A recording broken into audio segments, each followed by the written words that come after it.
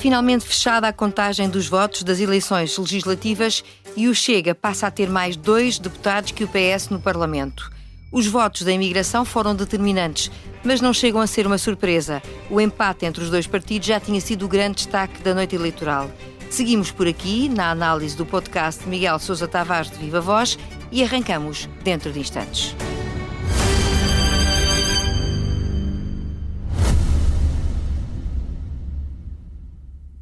Fui deputado da oposição, fui jornalista e primeiro-ministro. Fundei um jornal e a primeira televisão privada em Portugal.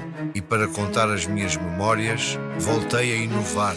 Memórias de Francisco Pinto Balsemão, um podcast inovador baseado no livro homónimo, narrado por voz em inteligência artificial. Disponível em expresso.pt e nas plataformas de podcast. Expresso. Liberdade para pensar.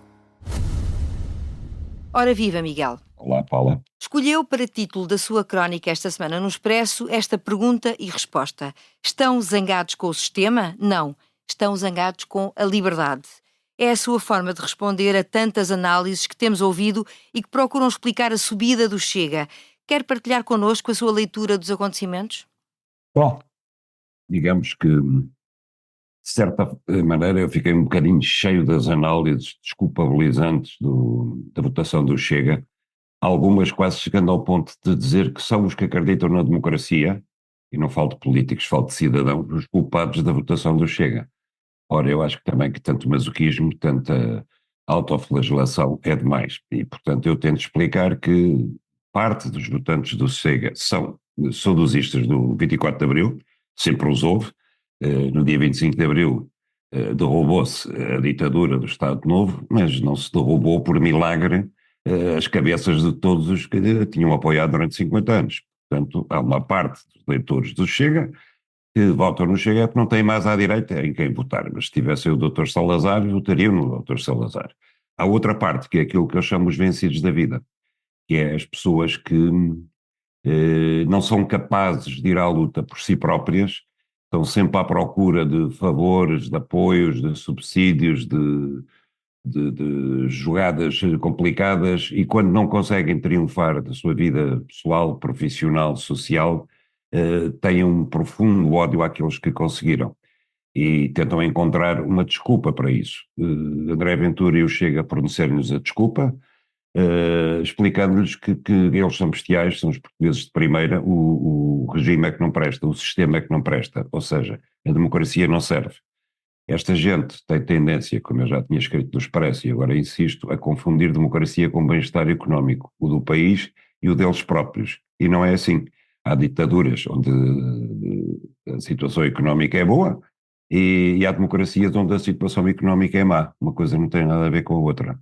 Por isso eu digo que isto não são os zangados com o sistema, são os zangados com a liberdade, incluindo a liberdade pessoal de fazer o seu percurso na vida sem estar à espera de ser empurrado por alguém. Ou seja, na sua visão, o Chega consegue captar os votos dos tais saudosistas do Estado Novo, mas também dos herdeiros daqueles que, estou a citar, ocuparam herdades e reivindicaram nacionalizações. Mas isto não é uma contradição?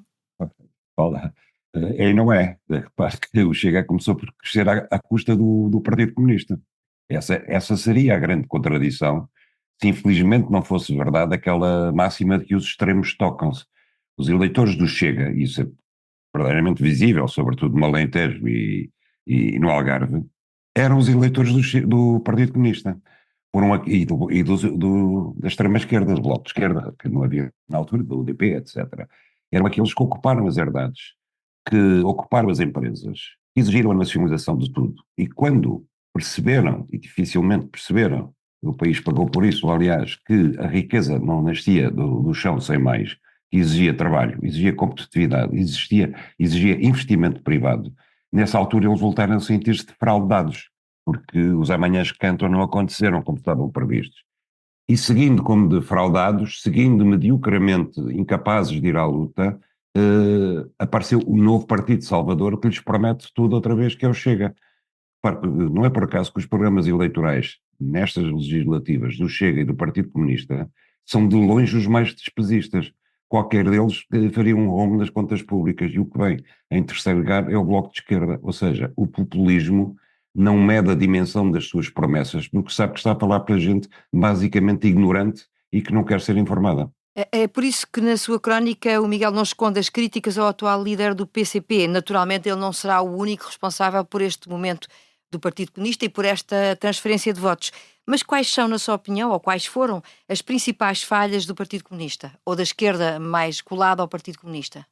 O Partido Comunista, eu não consigo perceber se eles são teimosamente agarrados a uma ideologia que está completamente ultrapassada, isso seria um caso de estupidez intelectual, ou se eles têm mesmo uma estratégia de quanto pior melhor, de terra queimada, porque quando a gente vê, por exemplo, eu cito isso, o secretário-geral do Partido Comunista, Paulo Raimundo, a dizer sobre a greve da CPM, de fácil acabar com ela, basta dar aos trabalhadores o que eles querem. Se este princípio fosse aplicado em tudo, nem era preciso haver direito à greve, bastava os trabalhadores levantarem o braço, dava-se o que eles queriam e pronto. Ora, Paulo Raimundo não ignora que isto levaria as empresas públicas à falência imediatamente, assim como as exigências que fez de 15% de aumento para todos os salários, levaria à falência, começando pelas pequenas e médias empresas que o Partido Comunista diz apoiar. E, portanto, a minha pergunta é esta: quando se propõe deliberadamente coisas que se sabe serem irresponsáveis e causarem uma situação pior do que aquela está, qual é o objetivo disso? Qual é o objetivo? O objetivo só pode ser lançar a confusão, lançar o caos. O Miguel considera que este eleitorado não tem emenda nem empréstimo, mas do ponto de vista eleitoral, os partidos não podem desistir da conquista de votos, não é?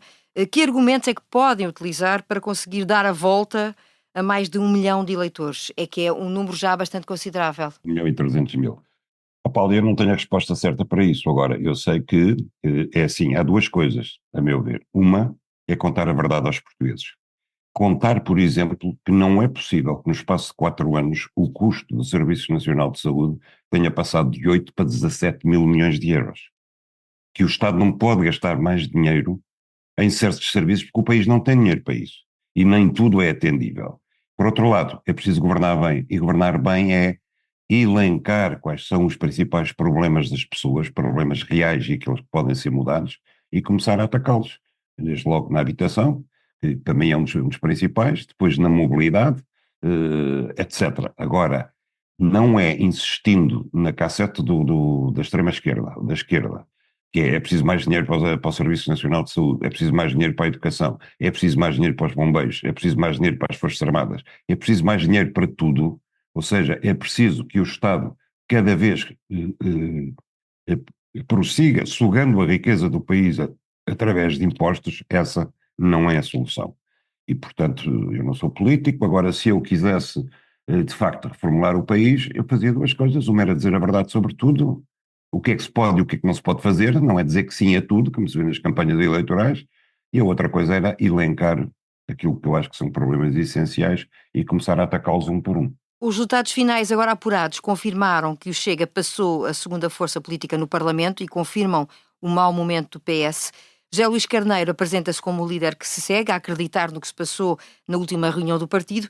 Que prioridades é que deve traçar? Como é que se contraria ou como é que o PS pode agora contrariar este momento que há muito tempo não vivia? O PS deve pensar o que é que aconteceu ao seu eleitorado, sobretudo para estar a perder eleitorado jovem a uma velocidade enorme para a IEL e para o LIVRE. Deve pensar que o seu eleitorado também cada vez é menos instruído, aproximando-se aí do eleitorado do PCP e do eleitorado do Chega, e deve analisar do ponto de vista sociológico e demográfico onde é que estão os seus eleitores e para onde é que perdeu os seus eleitores. Acho que as eleições autárquicas vão ser muito importantes, uma grande oportunidade para o PS começar a reerguer-se, porque eu acho que é essencial que o Partido Socialista se reerga, é um partido fundador da democracia e deve continuar a ser um partido garante da democracia e uma alternativa de poder, outra que não a do Chega. E acha que o líder que se apresenta agora é a pessoa certa para o fazer? Eu sei que já falámos aqui na semana passada de Fernando Medina, que entretanto não avança, não é? Acha que José Luís Carneiro tem o perfil certo para poder agarrar no partido e olhar para as autárquicas dessa forma? Não o conheço suficientemente para fazer um prognóstico. Eu, como disse aqui a semana passada, eu preferia Fernando Medina porque eu conheço a obra de Fernando Medina quer na Câmara de Lisboa, quer no Ministério das Finanças, e o pensamento político dele, porque há muito tempo também que ele é comentador na televisão, e eu, por mim, eu apostaria em Fernando Medina, mas quem escolhe são os socialistas, e quem se chegou à frente foi Zé Luís Carneiro. Eu, ao contrário de algumas pessoas, eu acho que o PS não poderia demorar muito tempo a substituir Pedro Nuno Santos, porque tem que estar presente desde já, e por cada semana que passasse sem escolher um secretário-geral, eu acho que haveria mais erosão política do Partido Socialista. Era como se, em vez de estar em reflexão, se tivesse retirado do combate político diário, porque ele tem que ser diário. E, portanto, não acho mal que o Zé Luís Carneiro tenha chegado à frente já. Infelizmente, não se chegaram outros e, portanto, vai ser candidato único, que ele é um defensor do entendimento ao centro e é um defensor da estabilidade, nós já sabemos. Depois é preciso mais qualquer coisa. Depois é preciso também ter estaleca para liderar a oposição e para aparecer aos portugueses como uma alternativa viável. Falamos de legislativas ainda e não saímos da rota política quando passamos para o tema das presidenciais, porque vem aí o improviso. No dia em que gravamos este podcast, Gouveia Melo avança formalmente com a candidatura à presidência da República e promete, a fazer fé nas sondagens, ser uma dor de cabeça considerável para os partidos ditos tradicionais. Que argumentos as lideranças destes partidos podem vir a apresentar para contrariar esta tendência a favor do Almirante, Miguel? Eu não faço ideia. Eu acho que o Almirante ainda é uma grande incógnita. Nós sabemos que ele foi um grande organizador. Eu, por exemplo, gostaria de ver o Almirante agora a pôr ordem no Serviço Nacional de Saúde, o Almirante a investigar aquele escândalo dos médicos que são capazes de ganhar 400 mil euros em 8 sábados.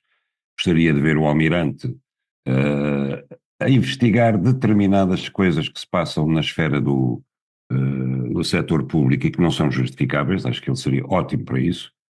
Agora, não sei se será bom como Presidente da República, porque manifestamente o Almirante tem alguns ímpetos de atuação que não se coadunam bem com as funções presidenciais e com aquilo que deve ser a postura presidencial, que deve ser mais de observação e de persuasão nos bastidores, de influência, como dizia Mário Soares, uma magistratura de influência, do que uma magistratura de ingerência. Será mais executivo do que propriamente terá aquela função que habitualmente vimos nos presidentes, é isso? É isso, é. Quer dizer, vamos lá ver se pusermos isto, levarmos isto para a náutica. O Almirante está habituado a estar num ponto de comando, mas não está habituado a ser o homem do leme, que está simplesmente a ver a rota e está ali calado a receber ordens e a seguir com o barco para o rumo que foi traçado. Ele vai querer ser outra vez o comandante na ponte, é isso que nós pensamos, e é isso também que nós tememos. Quer dizer que o Presidente da República não deva, quando as circunstâncias aconselham, dar um safanão público nas coisas. Agora, às vezes é difícil dizer, o nosso sistema semipresidencial é muito complicado de gerir no dia-a-dia, e a prova é que os presidentes são sempre reconduzidos, ganham sempre a segunda eleição e acabam sempre com a popularidade em baixo. Portanto, alguma coisa se passa de erosão no nosso sistema, talvez substituir os 2 mandatos por um mandato único de 7 anos fosse uma boa ideia. Olhemos então para os candidatos dos partidos mais tradicionais. No caso do PSD temos Marcos Mendes, que se perfila já há bastante tempo, não é? Que já anunciou a candidatura e que agora deverá ser confirmado o apoio do PSD neste candidato. E do lado do PS ainda há aqui muita indefinição. Isto de alguma maneira também beneficia o Almirante? Paulo, eu vou dar uma opinião muito pessoal. Eu, pela segunda vez, seguir às últimas legislativas, eu não me apetece votar em ninguém. O Almirante, eu não gosto de ver militares a estar ao poder, não conheço o Almirante. Se ele se caracterizar melhor, se der a conhecer melhor, pode ser que eu mude de opinião. Neste momento não é alguém que me inspira a votar nele.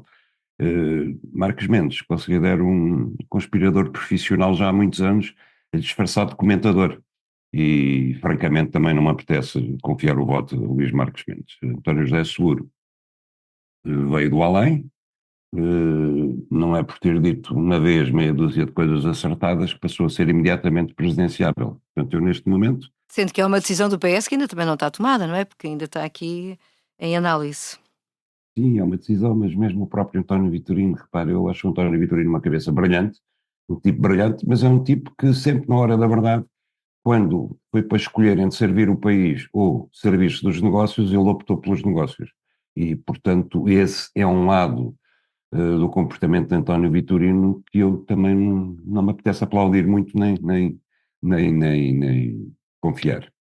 Portanto, há aqui ainda um xadrez político por desvendar e assim concluímos a tradicional volta pela atualidade pela mão do podcast Miguel Sousa Tavares de Viva Voz. A sonorização esteve a cargo do João Martins. Novo episódio, já sabe, na próxima semana.